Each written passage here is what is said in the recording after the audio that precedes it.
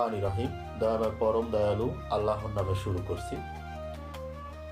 আজকে পৃথিবীতে অনেকেই বলছে মা বাবার পায়ের নিচে জান্নাত, স্বামীর পায়ের নিচে জান্নাত।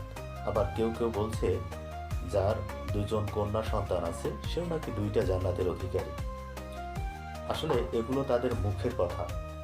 জান্নাত আল্লাহ কোথায় রেখেছেন, আল্লাহর কথাই জান্নাত হবে না মানুষের কথাই জান্নাত হবে? চলুন দেখি আল্লাহ কোরআনে কি বলেছেন, কোথায় জান্নাত রেখেছেন। 2 নম্বর সূরা বাকারা 25 নম্বর আয়াত।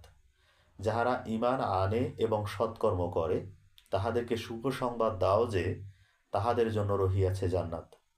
আল্লাহ কোরআনে এই ঈমান আনার কথা 300 বার উল্লেখ করেছেন।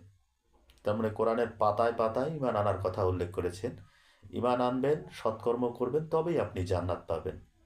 এরপরে মা বাবার সেবা, আত্মীয় স্বজনের সেবা, এগুলো আপনার পারিবারিক দায়িত্ব, এটা আপনাকে করতেই হবে। সবাই ভালো থাকবেন, ধন্যবাদ।